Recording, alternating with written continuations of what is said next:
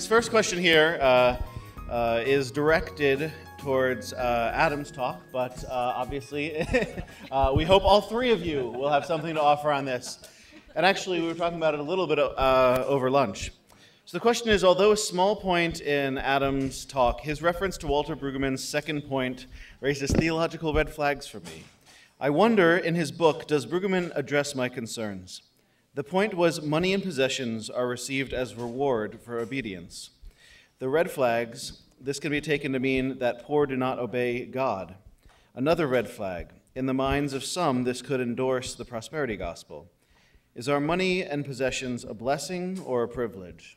So it's like 5 questions, so go at them.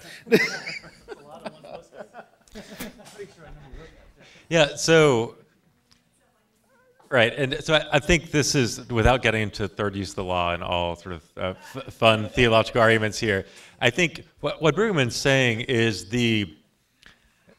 that our actions in the world have consequence on our, and we live more peacefully, more in a sharing way, in a way that's more reminiscent of the kingdom when we follow God's teaching. And so that he's trying to, and he says this is a biblical story, that there's not this disconnection between sort of the spiritual, like heaven will come later, sort of our actions have no consequences or actually like real meaning. He's saying, no, the Bible story is actually saying the opposite. It's saying the actions of God's people have an enormous amount of consequence. And that's why, because we needed saving, that God sent Jesus. And so the grace is part of that equation. But he's trying to get away from overly spiritualizing human relationships and sharing. So that's my quick response, I guess. But yeah, but the prosperity gospel is is a danger when you take it too far. So when you say my actions are always direct consequence of how, like, what I do has to do with how God's going to bless me, and rather like flipping the equation to be my actions versus God's actions and God's gifts and God's blessing. Either of you want to build on that? No. I had a feeling that was the answer. Here's a question actually from Twitter. How does a Lutheran understanding of stewardship square well with crowdfunding? And this is clarified by serving and playing as a devil's advocate. I can't answer that. I guess I'm the only Lutheran up here, so I have to answer. How's the Lutheran theology of stewardship square with that? I mean, I don't know. I mean, for me, I guess I would come to the priesthood of all believers, that we all have a part to play, right? Like, isn't what we're about expanding the gospel, expanding God's beloved community, right? Isn't it all about pushing on the edges and the margins? And so we're realizing God's kingdom in a more broad, in the broadest possible way. And so inviting more people in to participate in being generous, to me, to help others, seems, and sort of inviting people to take part in that kind of priesthood of all believers in which we all have a role and some agency in. I'll just share, because I'm a Presbyterian teaching at a Lutheran seminary, and I long for a more clear theological connection between our tradition and stewardship, but rarely is it seen. And in the literature, it's not there. So there's not, people don't tend to claim like a Lutheran theology of stewardship versus a Methodist or Presbyterian. So that's, let's do it. I think that's great. And I think those differences and distinctions help us understand who we are and what God's about in our lives. And I think they reflect, because of the history of stewardship, unfortunately, in the U.S., has always been sort of catching up to how do we fund the church, rather than starting at the theological foundations. And if we actually start there, I think hopefully we'll get to a more fruitful endpoint or conversations. And ends are boring. I think that's a key point that was in your presentation, Adam. So I want to push on that and ask Mihee if she would respond to our title of the event, Money, Mission, and Media. Did we then put them in the wrong order? What comes first, mission, money, and why? How do they intersect? I think that in the effort to, again, flatten sort of these structures and these systems, the way that you all have set this up, I think that any of them could have gone first. I mean, in some ways, I think that to try to frame this in this sort of, first, second, or third isn't helpful. I mean, I think that we see the ways that all of these different, these topics intersect in so many different ways. I think it was actually really great to start out with the stewardship question, because it was so practical and tangible, and that is something that across the board is something all churches need to talk about. And the way that Adam broadened it in terms of thinking about generosity as just sort of the driving force of our understanding of stewardship, I think that applies in terms of what I talked about with digital media and with digital technologies and new media, like to have sort of this posture of generosity and openness and inclusion in the way we interact with people, whether it's in person or online. I think that was a great and helpful thing. And then to see some other examples of how that worked in churches and in communities that are doing it in creative ways, as Keith presented. I feel like there's no way to. I always try to get away from sort of this hierarchical understanding of, oh, this should be first or this should be second kind of thing, because they're all really interconnected. And we're seeing that with, especially the chart that Keith showed us, that it's just this sort of messy blob of stuff coming together. I don't know, you're passing a microphone. It makes me think you're on. So here's a question that I would say, or building off of that a little bit, is it's sometimes assumed that conversations related to media and new forms of stewardship are mere trends of the younger millennial generation. How would you respond to this perception, even related to the race conversations that we're seeing continue to bubble up? I would say it's an easy, it's an easy to say, oh, the kids are doing it, Now, if you look at statistics in terms of use of social media, there is no doubt that younger generations use it at a higher rate, but at the same time, you can't overgeneralize because people are using these technologies in lots of different ways. I don't know, my mom doesn't use Facebook. She uses my stepdad's account, and then she emails me a summary at the end of the week about all the things that, all the things that I did that she was proud of and all, stuff with the kids. So, that's her comfort level, because, that's totally fine. And other people are really active, on Facebook and other platforms.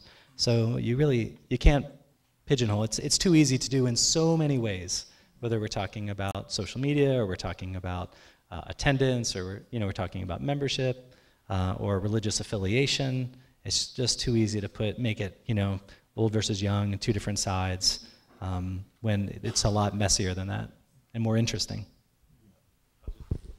I'll say something that relates that I couldn't fit into the presentation. But so instead of starting with the question of tools and sort of which social media platform or whatever.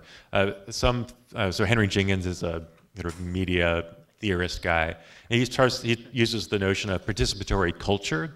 So he's saying culture these days is all about participation. So rather than the hierarchical notion that people decide on top and they just filter down what we're going to do, instead we're much more about deciding together, making sure we have a part of the conversation, and then moving. Once we've decided together, moving together as a group, but it doesn't have to, or a network. It doesn't have to be this sort of prescribed place that somebody on top has determined. And you can see that sort of notion of participation, which is a very theological notion, priesthood of all believers, across all different social media platforms. So it's about how are we participating in each other's stories. Facebook tends to be, the average age is much older than Snapchat, for instance, but that notion of participation and connecting with each other and responding to each other is shared across all different tools.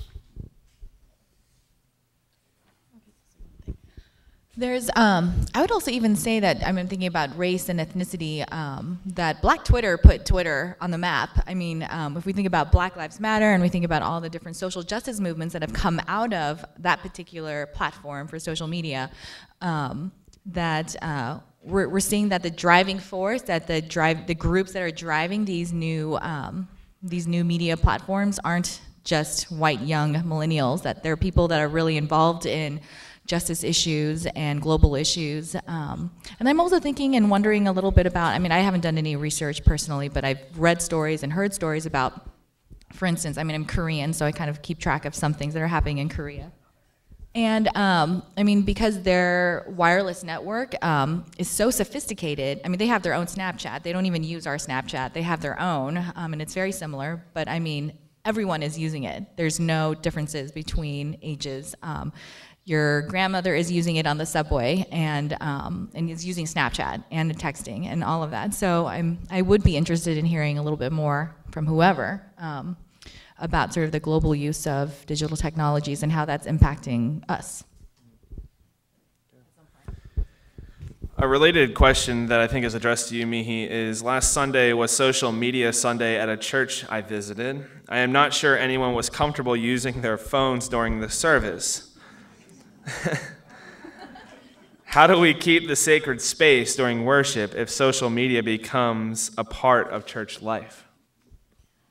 Yeah. I mean, it's very awkward when everybody's looking at you and you're on your phone and they're wondering what you're doing on your phone. But there are a lot of folks, for instance, in my husband's church, you know, we worship there. We have 3 kids, and so I bring them to the church, and I actually do tweet out a lot of his sermons. And I see a couple other folks, and granted they're usually on the younger age, but some folks bring like their iPads in to look at their Bibles. And we definitely, I mean, we've talked about how we definitely get some looks here and there, some question marks. But I think again, it's going to be that there has to be some work to shift cultural consciousness about what we think is sacred and what we think are practices that are sacred in the church and how they add to them. And so I think it's raising awareness. I think it's trying to normalize some of those experiences. But I mean, going beyond maybe a social media Sunday and saying this is a practice that we can start doing every week instead of carving it out like Youth Sunday or Social Media Sunday, but to make it a normal part integrated into the life of the church. All right, so last question. This is for all of you. The 21st century presents unique challenges and opportunities unlike any we're familiar with. What do you think are some of the greatest opportunities for the church, and what questions do you have for one another?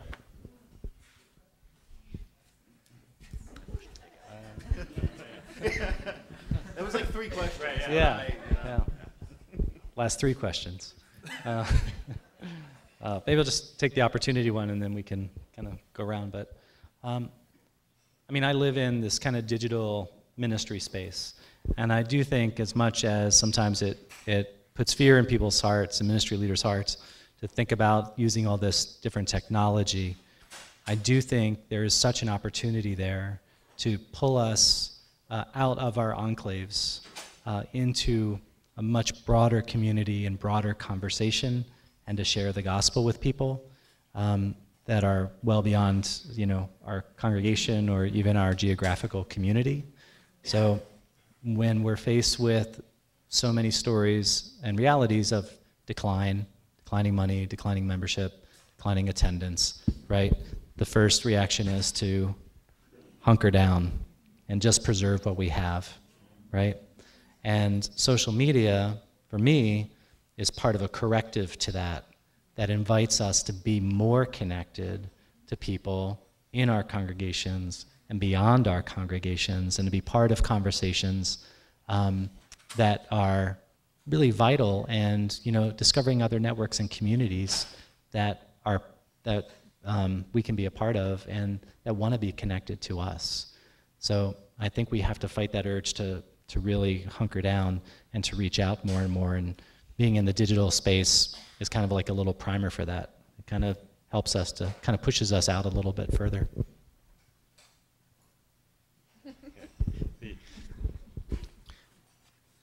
Relatedly, my hope or dream for the church exploring these questions in the next remainder of the century is related to how can we help folks think about giving beyond just the congregation. And so if our whole lives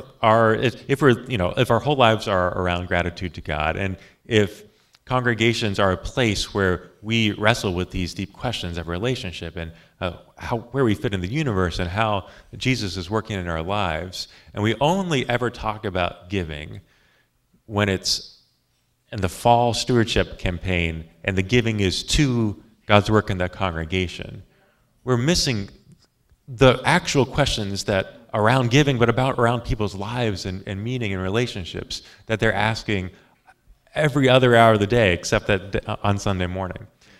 And actually, one of the through lines of this day is the ability for media and social media and this awareness of all this beautiful ambience that's going to and participation that's going on all around us that we can get a glimpse into because of media, that's pushing us to think about the church without walls and God's mission beyond the walls. And so I hope in the next years we can think about giving to God through the congregation, sure, but giving to God's work beyond the congregation, because God is already there before us. We're trying to catch up, right? And so I think the media and the stewardship conversation allows us to ask that missional question as well. I'm thinking still a lot about just making, all these practices are around some sort of meaning making. Like who are we as a church? What is our faith? What is the gospel that we're trying to bring to our particular context? How are we speaking truth and power and justice in certain scenarios? And then to find ways that are creative, that push against the boundaries of what's sort of normative and traditional in our churches, so that we have meaningful experiences. And so we have all these wonderful Christian practices that are rooted in tradition and history and denomination and that sort of thing, but the digital space is giving us an opportunity to recreate and reform some of these practices that shape who we are as Christians and what that story is that we're trying to tell. Because there are a ton of stories out there. Who's going to be telling the better story? Right now, I feel like the church is trying to figure that out. Maybe we had the story for a while, but now we're being challenged and encouraged to retell that story in different ways. And we all are called to that, and that's part of our vocation as a priesthood of all believers. And it's a wonderful call, and it's sort of an exciting time that we're in. So yeah. Did you have another thing you were going to say? No, she just hands it to me. Well, as we get ready to wrap up and close with a litany and a word of worship and an offering as well, I want to once again thank our presenters for their time today. So do not leave yet, but let's just give them a word.